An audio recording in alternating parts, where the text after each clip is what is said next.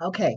So good night, everyone. Good night, everyone, to you all. I just say a pleasant good night, good evening, good morning, wherever you are in any part of this world. Welcome to my program called Dare to Tell. This is a platform where you can come and speak freely of what you've gone through, what you've done, what you've been through, all the struggles in life that any of us have been through. So, in this world, many people are going through stuff, and they're suffering in silence because they don't have an outlet.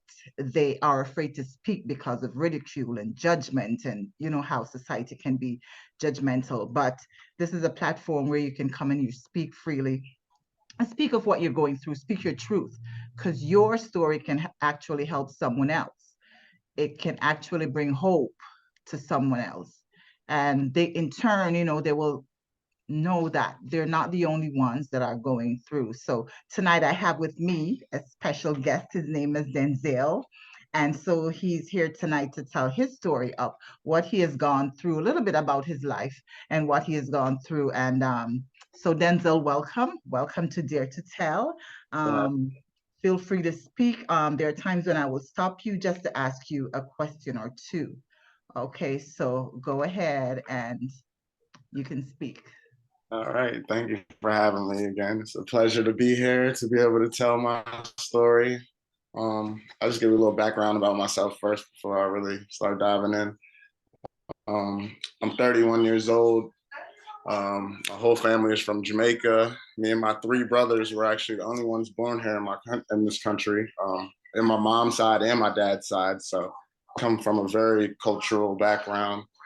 Um, I grew up living originally with my mom and dad together, and then as I turned 5 years old, I believe they split and divorced, and from there on, I lived with my mom for majority of the rest of my life, except for second and third grade. I moved back with my dad, and then moved back with my mom after that. I grew up in Potomac, Maryland.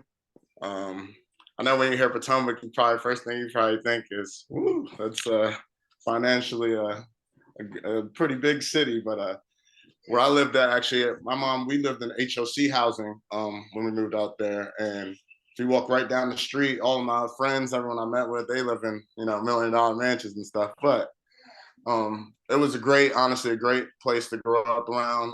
You learn a lot of things about life and about things that you should value and shouldn't value. So after I graduated high school, I went to Montgomery College in Rockville, and I walked on the basketball team there and played a year of college basketball. And as I was a freshman and I redshirted, I was not able to play in any of the games. So I was a little frustrated because I was actually felt that I was better than the kids that were starting. So I kind of was like, all right, I'm gonna do my own thing now and focus on school and work. But I know I'm not going to the NBA, so I'm gonna just focus on trying to find my career. So once I dropped out of my second year of college, that's when I actually really started to lose myself. You know, when you're young and you're trying to figure out who you are in life and what you really want to do, and sadly, it's something that you might have a passion for that may not pay the bills at that moment in time. And when you're growing up and you're getting older and you are independent, you're trying to figure out ways to find that balance of both.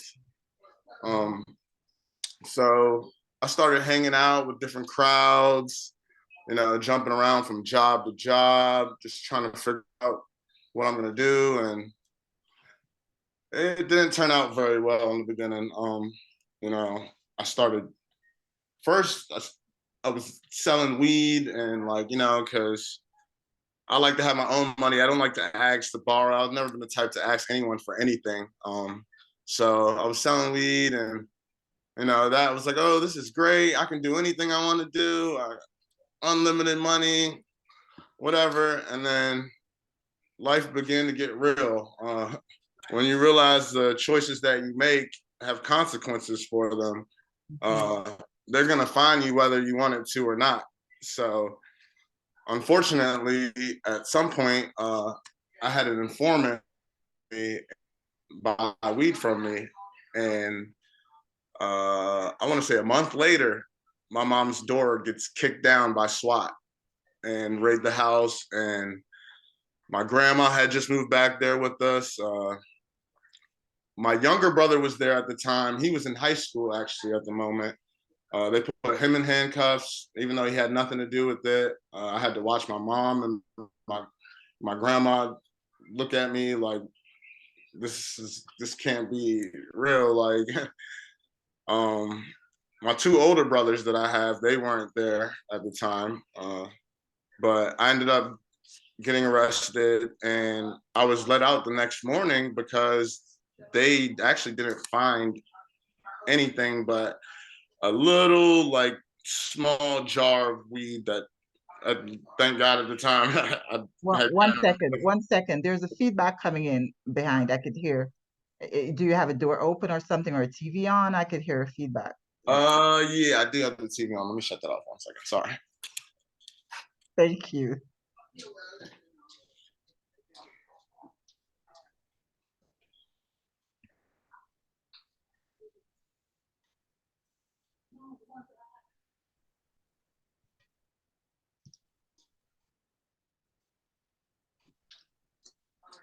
Okay, is that better? Do you hear it anymore? Better.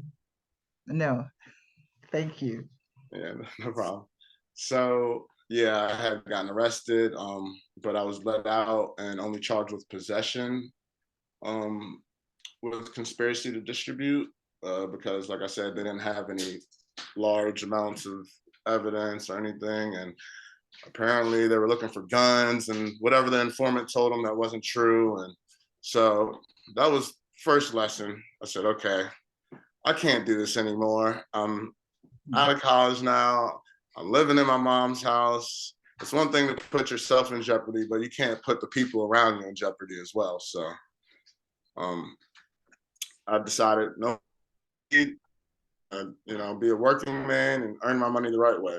Well, if you don't change your habits and you don't change the people around you, it's honestly impossible to do that. So I continued to hang out with same people that I knew I shouldn't be, but they were close friends at the time before they started doing all this other stuff that I don't value. But I continued to be around them, and next thing you know, I find myself right back in a situation where it's not good. But this one was even worse than before, because this time I started being associated with pills. And at first it started off, like I said, selling it. And then I started using it. When did this start? When did you start doing pills? This was, I want to say, a couple years after SWAT kicked in my mom's house. So I want to say maybe around 2014. Okay. Don't have Yeah, to be so exact. Yeah. Go ahead.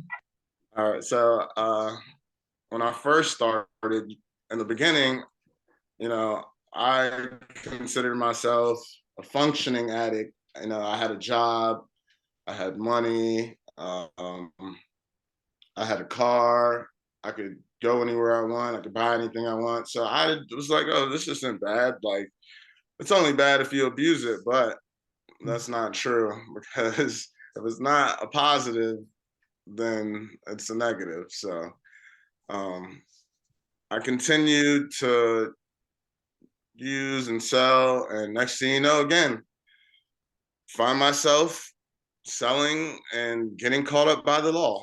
And I was actually not even there when this person was arrested, but I had sold it to them. And the undercover officers said they were at the location, saw me. So next morning, I get a knock on the door showing a picture of my face. Is this you, Denzel Payne? I said, yes, it is. I said, okay, you're under arrest. And I'm like, what? How old were you then at that Um, time? You're still in your 20s? yeah, I'm still in my 20s at that point. It's like, I think I was like 25. at that point. Yeah, so another slap on the wrist, conspiracy to distribute, no felonies. So I just continue, all right, it's not a big deal. I know I went to jail, but I'm not sitting in there. SWAT didn't kick down my mom's house this time.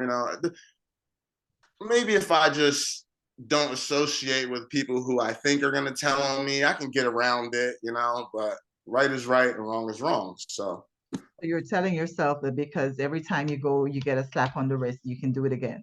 Yep. Because I'm like, it's no biggie. I got probation, I'll just use sometimes. And then when it's time to see my PO and I have to pee, just don't use for a little bit and pee clean and go back to it.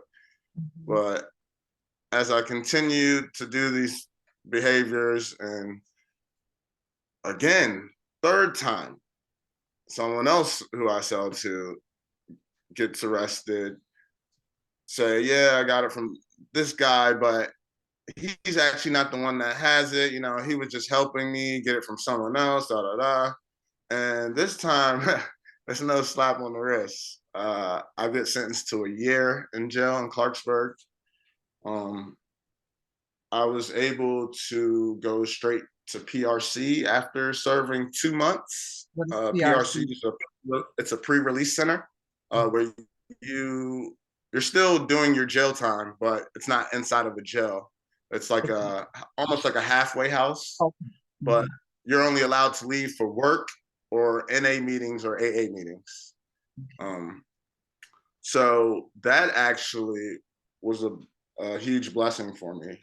It gave me structure on how you're really supposed to live your life, because I didn't want to go back to jail. Those 2 months where I had to sit in there, that was long enough for me. I tell myself never again will I do that. So it really showed me like how you're supposed to live in society. So I was able to save up between the 8 months, or what I sat there for 2 months, so 10 months. I was able to save 9,000 while living there. They take about 20% of each check that you make, but you're not allowed to touch your money. I think you get a weekly allowance of about $35 a week if you need it. So you can't touch your money, you can't take anything out. They just put it aside for you, and when your release date, when you're going home, then that's give it to you. So I was able to save up a lot of money while working, and came back home, moved back in with my mom, and at this point, she's remarried to my wonderful stepdad. They have their own townhouse in Gaithersburg, Maryland. So let me ask you something. All this time that you were getting arrested, have you ever has it ever dawned on you the effects that it had on your mom, your grandma, and your younger brother? Like, Uh, have you ever sat and thought about it and said, "Oh my God, look at yeah, what I'm doing to my yeah, family." it definitely did, especially when SWAT kicked in my mom's door the first time, and my little brother, I was like, not an example of how an older brother should. You're freezing up. You're kind of freezing up. Yeah. So can you hear me now? Yeah. Okay. So yeah, I was definitely telling myself that this is not an example of how an older brother should be leading. Uh, my mom has raised 4 boys on her own growing up, so I wanted to make her proud, and that wasn't a good way either. It says the internet. Yeah, you keep freezing. Yeah, I don't know. Maybe it's the location of where I'm at in the Or house, the but internet, maybe. internet, yeah. Okay, go ahead. Go ahead. So yeah, it definitely dawned on me, but like I said, I was a little stubborn and younger and wilder, and I'm not a wild person overall. At least I don't consider myself, That but is true. but so I just was like, okay, I'll keep things under the radar now, and if they don't see it or don't hear about it, then it won't affect them. It'll be okay. So I tried to maneuver around that, but what happens in the dark always comes to light. So Absolutely. at some point, yeah, it came to light. So, um, but yeah, back to my story. So when I had moved back home after being released from PRC, I was Mhm. doing really good at first. I kept my same job there. I was a server at Founding Farmers, um, and making great money, and you know, working, coming home every day. And this time, it actually started going downhill when I met a female that I moved in with, and started selling again. Um, like I said before, I was like, okay, as long as I stay under the radar and no one sees or hears about it, I only sell to people who follow me. Okay, and for the most part, thank God, I actually never got arrested or in trouble with the law again. But this time, my addiction started to progress. Um, I was making enough money to the point where I wasn't affected financially because of the pills that I was selling. I was like, okay, I can use for free. It's okay. And this is helping me pay my bills. So, Okay, so let me ask you something. The pills are really, what kind of pills were they? Oxycontin, opiates. Okay, so these were prescribed pills that you have to get a prescription to get. So how do you, I guess you have your sources where you would get these pills Yeah. from. Okay. At that moment, I had about between 8 to 10 different people who I knew got. Okay. It's a domino. You meet one person who knows someone, Yeah. and then that person, and you meet another person, and they know people, and you meet them, and So you would buy from them and sell it at a different price, so to yeah, speak. Okay. exactly. So, my addiction, like I said, really it started getting out of control. It started, and people warned me in the past. They said, if I didn't take pills, you don't want to get addicted. You don't want to go through withdrawal. And I was like, withdrawal? Like I had never been through. Whenever I stopped, I stopped. Like when I used to smoke weed, I was fine after I stopped. So I wasn't educated on the effects of it, and I thought it was the same thing. Okay, you do it for a little bit and you stop, and no biggie. But later on, after a year goes by, 2 years goes, 3 years goes by, point where I needed it. I couldn't get out of bed. I Hold on a minute. You're really freezing up a lot, like and dragging. I don't know what's going on with Yeah, the I'm gonna try to internet or whatever. switch the location in my house. Maybe it's that part of the house Make that's. sure you have lighting where you are.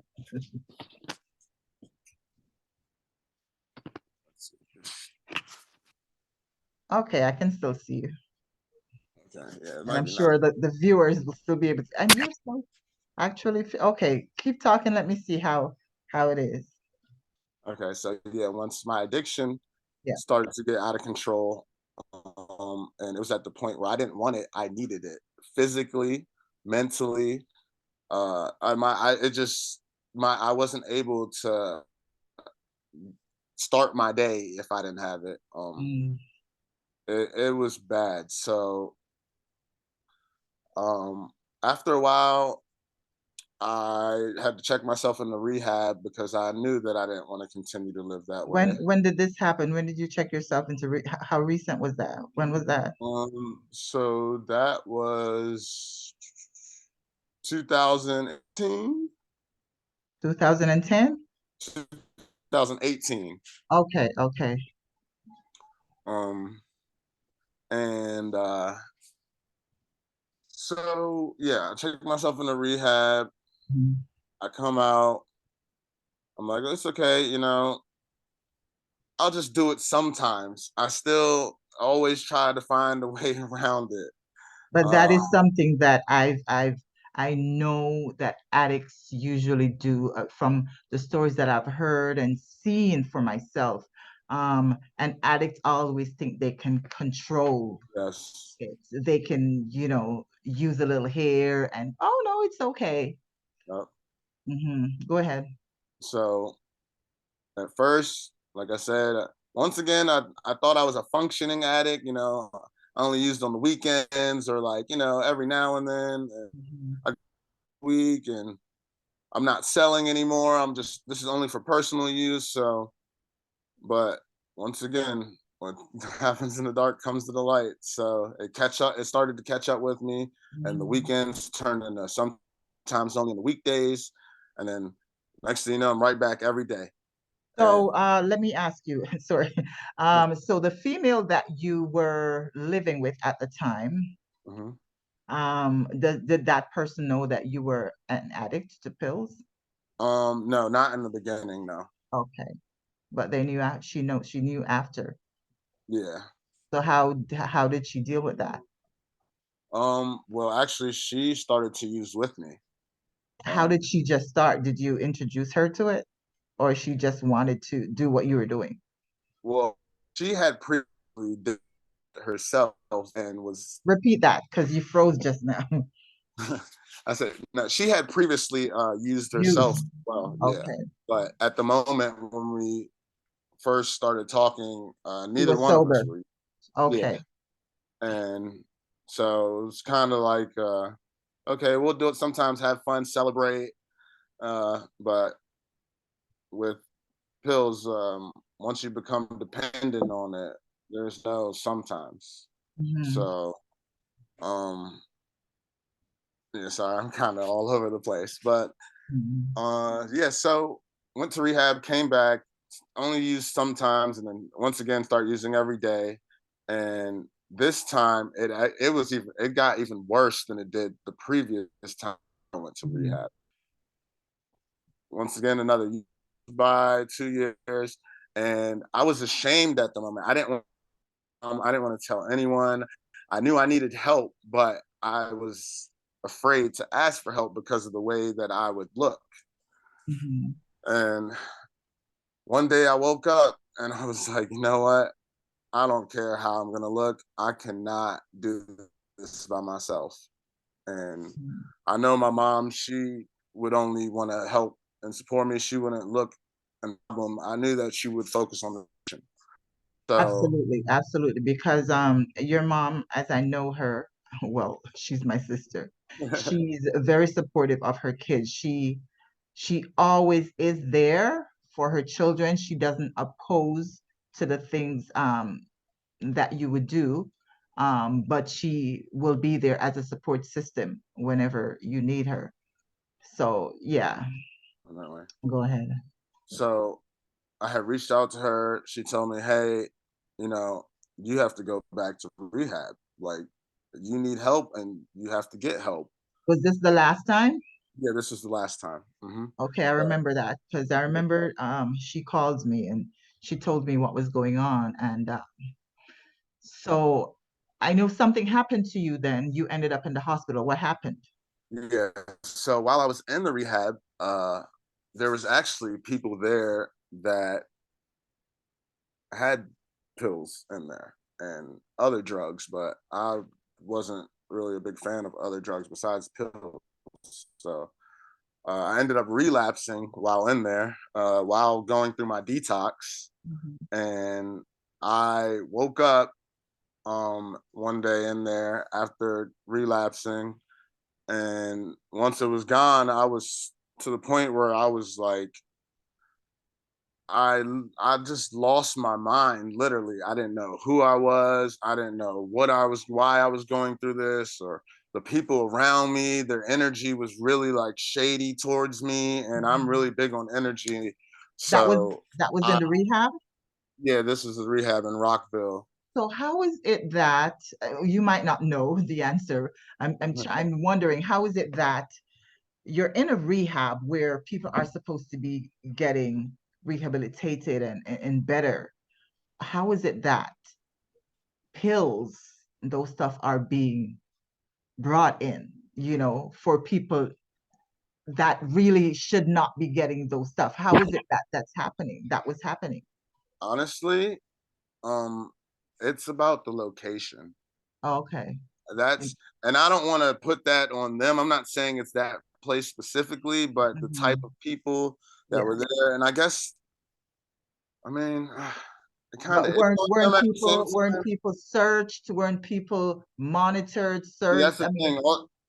All they do is they just go through your property and have you empty your pockets. They don't like, strip search you or make oh, you take off your clothes. So it's very the same way in jail. You would think when you go to jail that, you're locked up in there. There's nothing way to get access to anything. But actually in jail, there's also drugs and a lot of stuff in there that shouldn't be in there because if that is true. people Because you do also find have, a way yeah, to, you also have contacts. People have contacts. Staff has contacts with people out on the street and stuff. Sometimes we think that because they are staff, yeah, they do no wrong.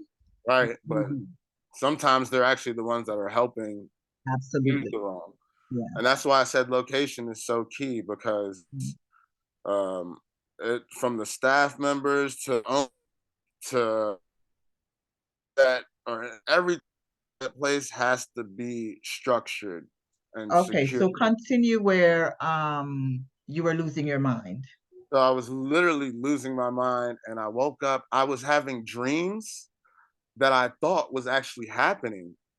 Even when I woke up, I thought that this really just happened. So when I talked to one of the staff members there, because you have to do like, a daily checkup, Yeah. one of them realized they were like, "You're not okay. Like, are you like this? The stuff that you're saying uh happened to you last night didn't happen. You were in your room asleep." Wow. So they were like, Wow. "We think you should go to the hospital and see a psychiatrist." Um, we don't think we said had to You're, mhm. remain and come to You're that. freezing. You're freezing again. You're freezing again. Try to relocate again. Yes, please. Thank you. It's a little demo. Lighting. Maybe go back to where you were at the time, the first time, and Yeah, see. and see if the connection's better. Yeah. Let's try again. Sorry to all the viewers. You know how it is with the internet and all that stuff. So, this is not a perfect show. This is something that, things happen. This is just real reality. It Right. happens. Internet. Go ahead, Denzel. So they had told me that actually it wasn't an option. I had to go to the hospital and talk to a psychiatrist. And at the time, it was even though I was losing my mind, I was like, damn, I know I'm crazy, but I'm not that crazy. Like I can tell you 1+1 = 2. Like, I can tell you my name, date of birth, and but yeah, it But was it's their all the stuff plan. that was going on in your mind. Yeah, so they just wanted to make sure that it wasn't a deeper issue and that, I was okay. So now you end up at the hospital. So now I end up at the hospital, and that's honestly when I started going through my darkest times I've ever been through in my life.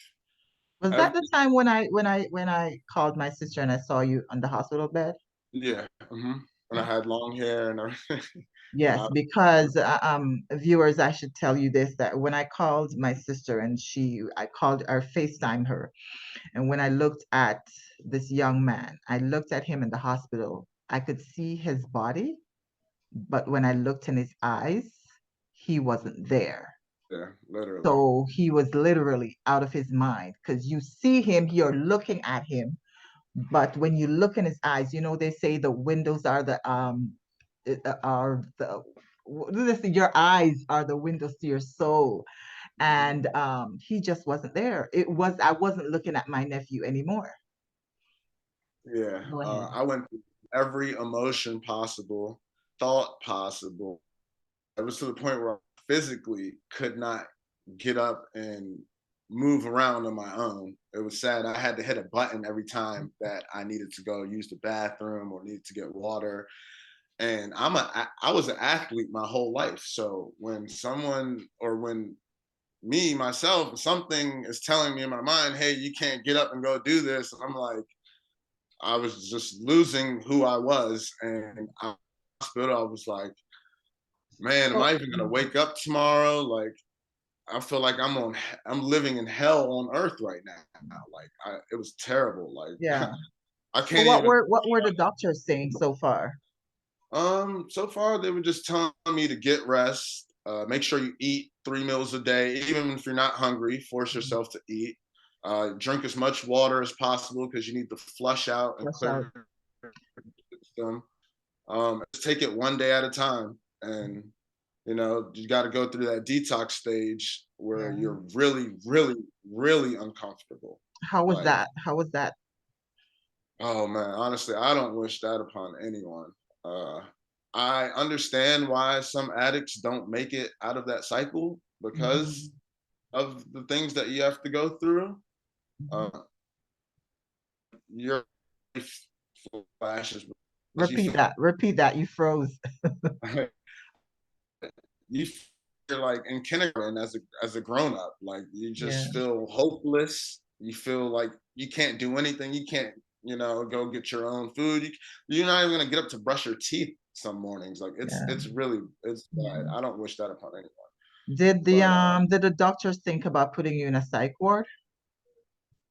so when I got my evaluation, uh, after a few days of resting and eating, and it's like he asked me my name. He asked me what today was. He asked me what month, what year, who's the president. They give you like an evaluation of like, Mm-hmm. common sense questions. Mm-hmm. And I answered every single one of them correct. So they looked at me and they smiled, and he said, "You're going to be okay, Denzel," Yeah. and walked away. And that's when I got the first little bit of hope. Yeah. It's different when family members and friends, but when you hear it from a stranger That's right. and they tell you that they believe in you and things are going to be okay, I'm like, all right. They're not just Yeah. saying this because they love me. They don't even know me, and they're telling me this based on their evaluation. So Mhm. uh, I was in the hospital, I want to say about a week, maybe 5 or 6 days, Yeah. just around. I remember I was going to the Dollar Tree. I was here in where I'm at now, and as I said, I was looking at you on the hospital bed with my sister, and I am a child of God, and the Holy Spirit came down on me in that parking lot. And viewers, I tell you, when that Holy Ghost came on me, I started praying. I asked my sister, I said, "Is there any water in his room?" And she said, "Just a little bit in a bottle." And I said, "Okay, I want you to hold it up because I'm going to consecrate it right now." So I consecrated through the phone screen. And I said, "Pour it in his head, and I want you to put your hand on his head." And let me tell you, people, I prayed because I said, "Devil, you're not getting my nephew. You will never win this battle." And I prayed. And then, days after, my sister said, "You know what, Donna, he's going home." And that was one of the best news I could ever hear. And Go ahead. honestly, that's family. Man, if you don't, you have to have family who supports you and is there for you. And put a pin right there. Viewers, I remember, as he talks, I remember. And that day I decided that he's not getting out of that hospital bed until he gives his life to the Lord. So Yeah. I led him in prayer to the Lord. He gave his life to the Lord on that hospital bed. I tell you, because the way he came in, he was never going to leave the same. All Yeah. right, nephew, go ahead. After that prayer, I started praying every night and just asking God to please help me, please get me through this. And Yeah. because at this point, it was no longer about like money or jail or, all those things are important. But when it becomes your health and Hmm. physical, never did I imagine that I would be in that place. So that's when it really hit me like, okay, this has to come to a stop. As at that point, I didn't know the next time I was gonna die. Like it became a life or death situation to me, and I was like, I Hmm. want to choose to live.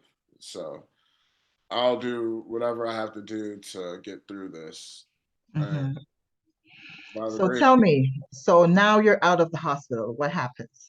and by the grace of God, um, my mom and my stepdad found a rehab place in Florida, um, and that changed my life and saved my life. Hmm. Um, I got the morning. As soon as I left the hospital, I went home, slept at my mom's. Woke up the next morning and went straight to the airport with my mom, my grandma, and my little brother. Mhm. I even had a handicap pass, so I was being wheeled in a wheelchair to get on the plane. Um, and we just said a prayer before we got on, and before they hand over to have the airport staff wheel me to the plane and through security. Mhm. And once I arrived there, the rehab staff picked me up from the airport and drove me to the place. And that's when the new beginning started. I went through my detox, but I was already detoxed in the hospital. Right, So I was, right. So it wasn't this tough this time. yeah, it wasn't nearly as bad. Like I could actually wake up and smile some mornings there. Um, Mhm. and I was there for 30 days because I found out that it actually takes 30 days for you to break a habit. Oh. That's the minimum time that is 30 Mhm. days. So I was 30 days. I was considering staying there and going to the next stage of the rehab place, which was in a halfway house. But it costs a lot of money. Yeah, trust me, even to get to that place, my mom, Yes, I she was telling remember. me how she had to have, about 10 different members put me up there. That place was cheap, and it was only certain insurances that were covered by them. But that's why they're, actually a really one of the best places that I've Yeah. ever experienced or heard of.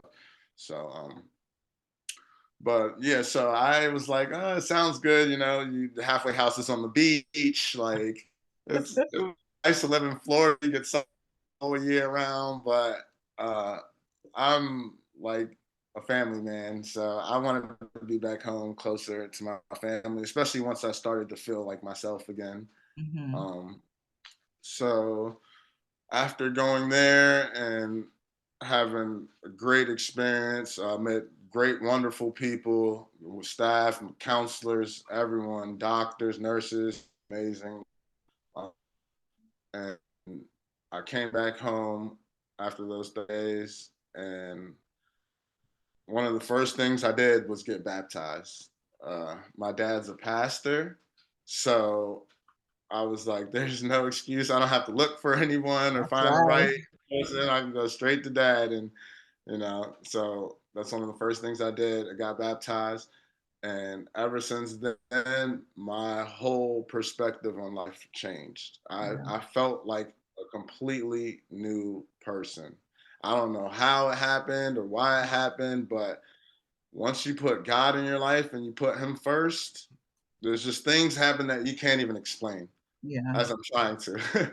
So um, now that you were baptized, did you have struggles oh yeah, during that all that time? the that mean that the temptations stop and the tests stop and even you actually start to encounter more tests and temptations And because that's right. Yep.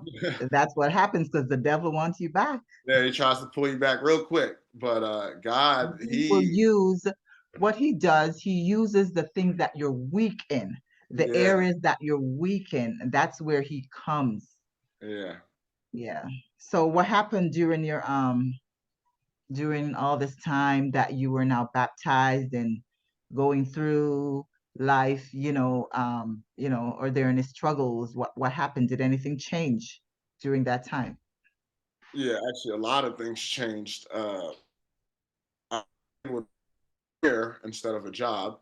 Mhm. I applied to join the union as an electrician.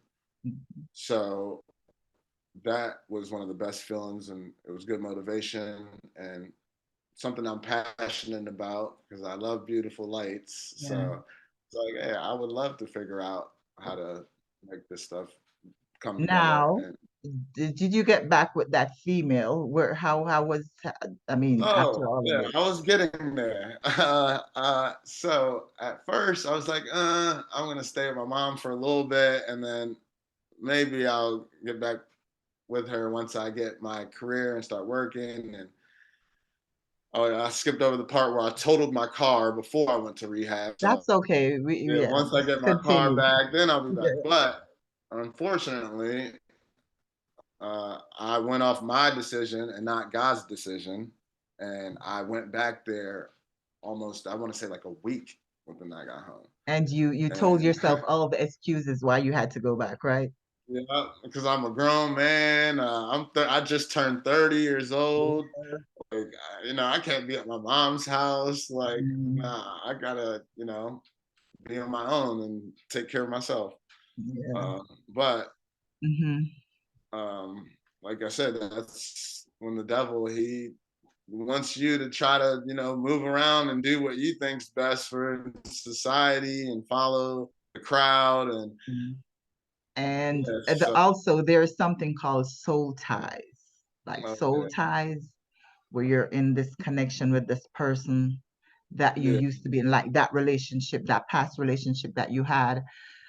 And this is what the devil uses. Soul ties is so strong, like, you tell yourself that, oh, we're still friends, right, or why can't we still be friends, but yeah, yet still you go back there, and it's a repetitive thing, yeah. because that tie is so strong, you know so now that you move back in with her, So at so first it started out okay, working, not using, things are going well, and I'm like, oh, I'm gonna get, maybe I can celebrate. Here comes the devil on my shoulder and one side of my shoulder. It's okay, you can celebrate. You've been doing so good, and sadly, I went right back to celebrating. But it wasn't every day, so I was like, it's fine. But next thing you know, a month goes by and it goes only on the weekend every now and then to every weekend, and then Mhm. every weekend, and sometimes the weekend, same cycle that continues itself when you're an addict. So You started using again. I started using again, even after going to the hospital, rehab twice, Mhm. everything. Um, And now, and so were both of you using again at this point? yep, we both started using again. Yep. Okay. Okay. That's when I woke up one day and I was like, wait a minute, Denzel. I had to talk to myself. I was like, hold on, Denzel. Are you forgetting everything that you just went through? Are you forgetting everything that your family has done for you and supported you for? Mm. So not only are you slapping yourself in the face, but you're also slapping your family in the face and the ones who care about you.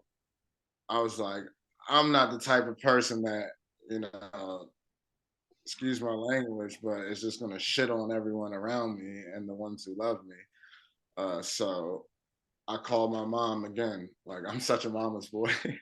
I was like, Mommy to the rescue. there's somebody who I can call who I know will help me Yeah. without judging me. Yeah. So I called her. Said, you know what, son, just move back home. Come back home, and we'll talk about it when you get here. And Mhm. that's exactly what I did. I packed up all my stuff in trash bags and took my tail right on home. For how And long? I'm still here right now. Oh, well, so you never, after that last breakup, you didn't go back? Nope, I didn't go back. Okay, so now that you're home with mom, And my mom, I didn't go back because my mom, she taught me this. It's okay to love people from a from a distance. distance, absolutely. You can love people, but from a distance. And Yeah, because, especially if they're not good, people can be good to you, but not good for you. exactly. So while you were at mom's, did you continue to use, I should say? I did in the beginning. I did. Because Yes, there's one thing that you have to realize is that it doesn't matter how much help, how much support you get. It has to come from within. you have to want it. You It have has to to want be to do it. yourself. Because I remember one time I came there and I saw you while you moved back home, and I saw you, and when I looked at you, I knew when you were Oh, high yeah, and I I knew remember that when day. you You were called me down. out straight, and of course Yeah, I called I you out. denied You it. you couldn't I hide remember from me. that. I'm like, Denzel, what are you doing? You're high right now. And you're like, no, Auntie, I'm not. And you went outside to smoke your cigarette. I'm not, but I could tell because body language, I read Right. a lot of body languages. Yeah. I could tell because I know you. I mean, I know when you're sober. So when you're Right. not sober, I know Right. because different stuff is going on in your whole body, your how you speak, Mhm. everything was just different. I could look in your eyes and tell that you weren't yourself, Right. So continue. So yeah, I continued to use once I moved back home, and again, I had to wake up one day and I was like, God, please, like, just make this stop, get me out of this cycle. I've been through this so many different times. I'm sick and tired of being sick and tired. Like, Right. this is not the way that I want to live the rest of my life. I'm in my 30s now. Next thing you know, I'm being in my 40s and my 50s thinking, oh, if I did this or I could have did this, and I don't want to live in regret. So I woke up one day again and I was like, I just prayed. I got on my knees and prayed. And that's when I look at things the way that I was supposed to. And actually, I think that was right around the time. This is the second time where you came and visited me. And I said, you know what? I don't need to go to rehab to detox. I have the most supportive family in the world. And I with them. Hope that they You're will freezing. help. Repeat that what you just said because you froze. Yeah, I was saying I don't need to go to rehab to detox. I know like what the things that you have to do and go through. So I have the most supporting family in the world. So I'm just gonna have to ask them to help me get through this and make a promise to myself that I will never put them or myself through this, and a promise to God. So, and that's when you came back the second time and you were helping me eat breakfast, making breakfast for me, bringing me tea, Mm. water, anything I needed. And man, it's like And every day I just, searching your stuff to make sure you had nothing in the house.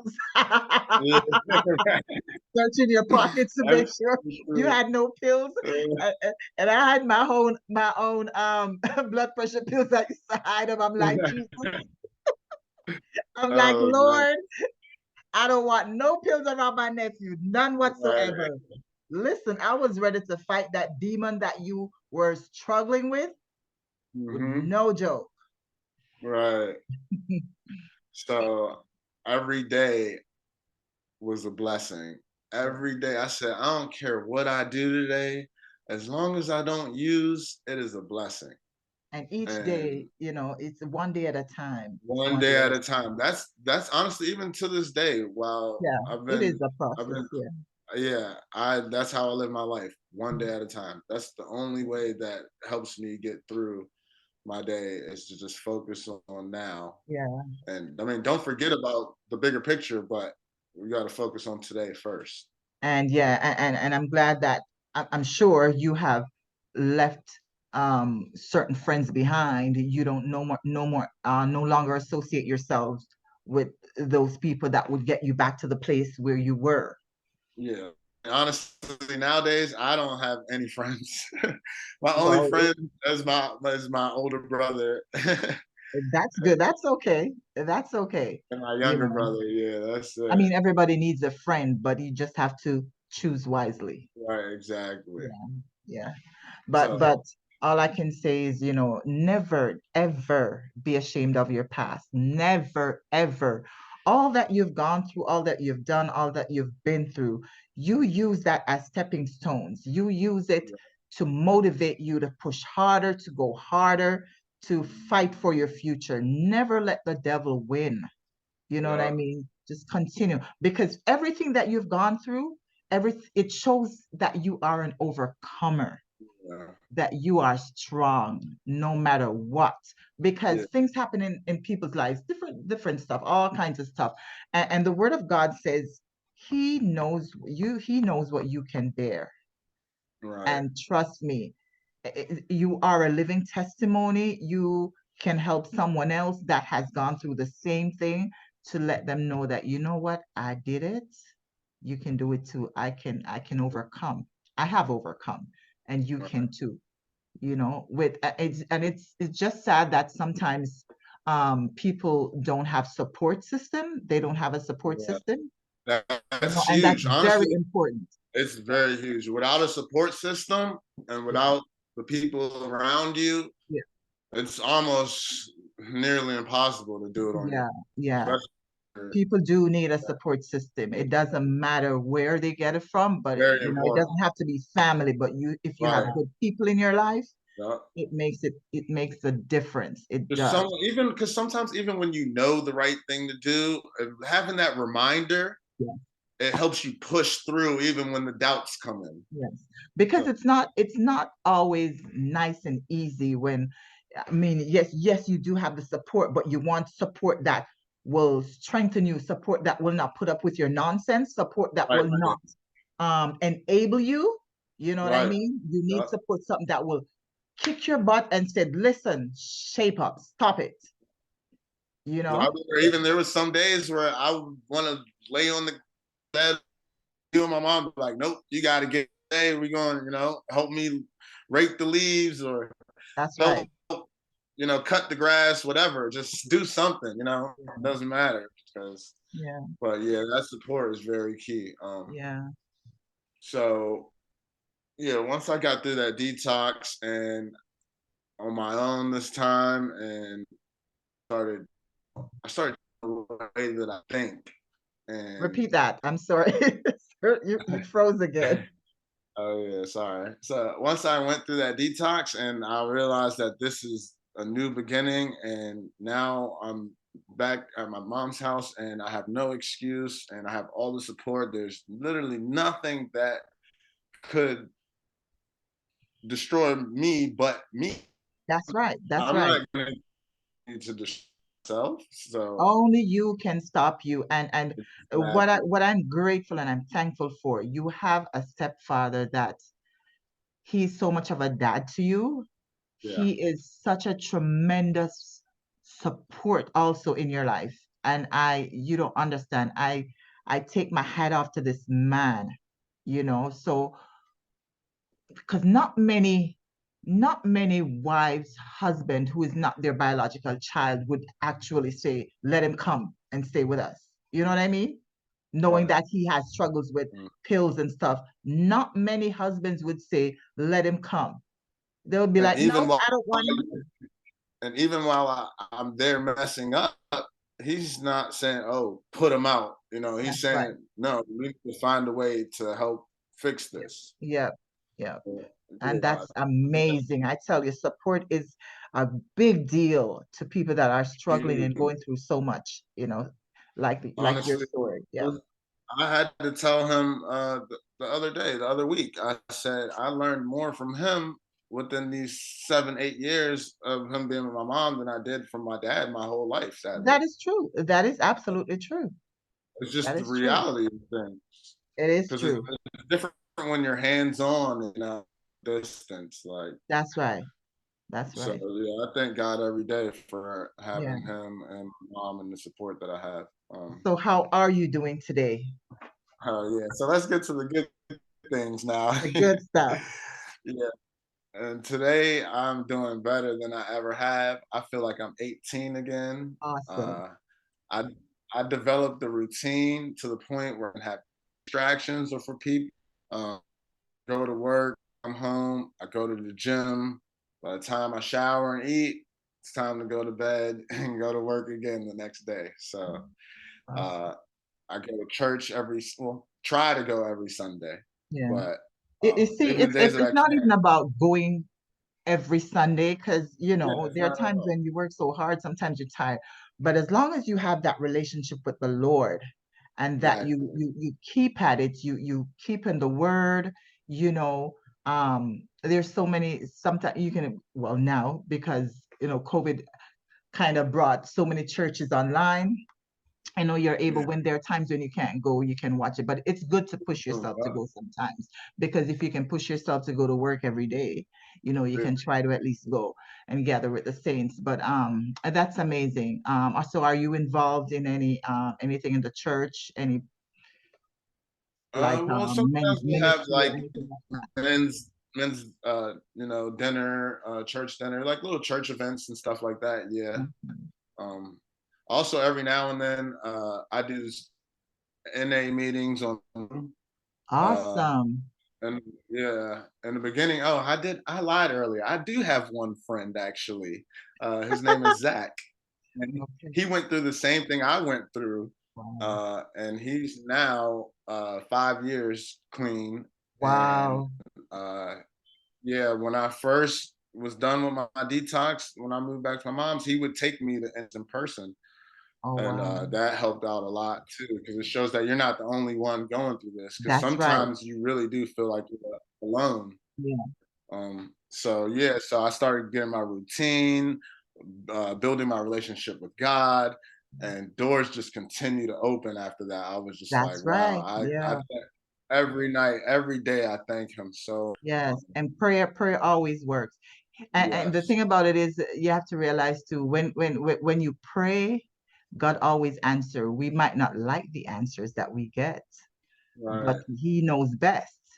But prayer yeah, always works. And then what I love is that you do have a praying family. You do have a praying yeah. family, because no matter what, trust me, we get to Knee City because the devil cannot win. Yeah, So ended up, like I said, developing that routine. Um, Becoming an electrician and for the union, starting trade school. So I actually get paid to go to school now instead of paying to go to school. amazing. So yeah, and I'm just taking things one day and Awesome. stay Awesome. focused. And surround myself around the right people, That's right. and God takes care of the rest. As long as you do your part, Mm. everything else is taken care of by the Lord. Thank you. Yes. So I pointed out, I wrote down a few things that I wanted to highlight Sure, towards sure. the end of this. Go ahead. Well, actually, you covered some of them already. You know me, the, Go who ahead. you are in your past. It only makes you stronger. That's right. I used to look at them as wounds, but now I look at them as lessons that made me wiser. That's right. Um, and I realized that all money isn't good money. That's Like right. that, when you're younger, you're thinking, "Oh, I want to have the most money in the world." But as I got older, I was like, "Wait, I don't even want that type of money. That's I'm good. right. That's right. I want money that you can't take away from me, that I've earned." uh, You know. Um, and also, I realized that you can do anything that you put your mind to. It doesn't care what someone tries to tell you, or Yeah. if you believe there's a will, there's a really believe. Yes. um, that's one thing I realized as I got Yes. older You too. gotta believe in you.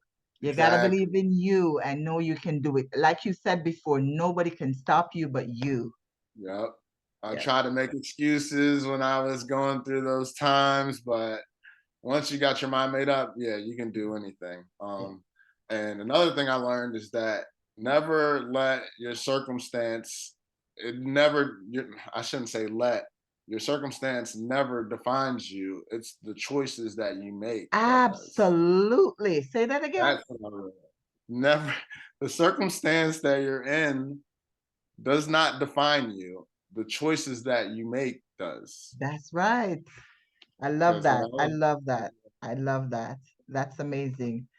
And so to cap it off tonight, I really give God thanks for you. I thank you that you are such a blessing, and your story can reach across the nations, and I'm sure it will impact, even if it's one person that will say, you know what, I have been there, and I'm glad that you've learned your lesson along the way, because many people, they do that, they get into situations, and it happens more than once, yes, and sometimes you have to go through stuff more than once to be able to say, you know what, God, this is it. I'm tired. I'm just sick of it, and learn your lesson and know what?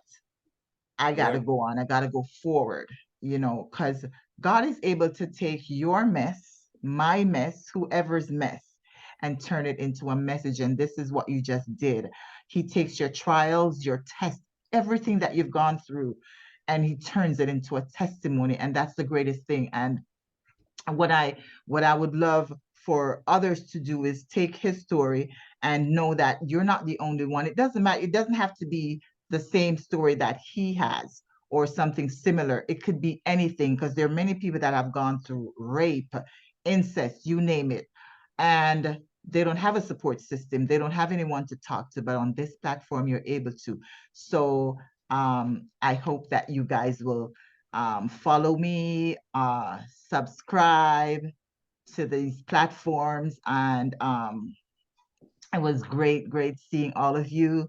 And I hope that you will just continue to watch us and be blessed by all these stories or messages or testimonies that they have. Thank you, Denzel, for coming on. Thank you. I was really blessed by what you had to say, even though you're my nephew, but I really am thankful and grateful for where you are right now. When you look back at where you have come from, and I give God thanks that He is ordering your steps. And so I just pray that you will continue to move forward and to look forward and continue to do what you're doing, because you do have the support system. I give God thanks for you. And to all the viewers, thank you so much. Be blessed. I love you guys.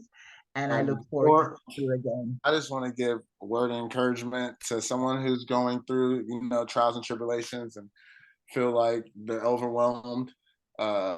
One thing that I saw online, it was like, when you feel like things are a lot, the mentality to have is that that's how things are supposed to be. If you keep yourself busy and you're constantly doing stuff, it's a good thing. It's not a bad thing to be too busy. I realized that as I got older too. Actually, I want to be busy, so I don't have time to even think about the BS or be distracted by the BS. Keeps you focused. Yeah. So when you start to feel like things are a lot, just keep the mentality that that's how things are supposed to be, and always put God first. And so that's it. That's right. Thank you. Do you all have a good night, or have the rest of your day goes well. Everything will be okay. I promise. Just use this platform to speak. Okay. Thank you so much.